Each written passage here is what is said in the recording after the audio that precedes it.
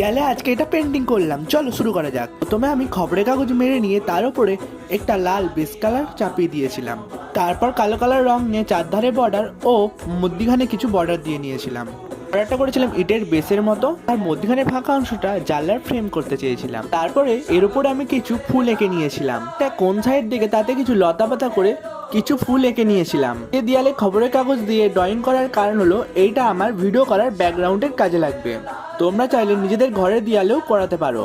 রাত পোহালেই নতুন বছর শুরু হবে, তাই সবাইকে হ্যাপি নিউ ইয়ার। তারপরে কালো বর্ডারের সাইড দিয়ে আমি কিছু সোনালী কালার রং চাপিয়ে দিয়েছিলাম, আর সাথে সাথে একটু সাদাও হাইলাইট করার জন্য দিয়ে দিয়েছিলাম।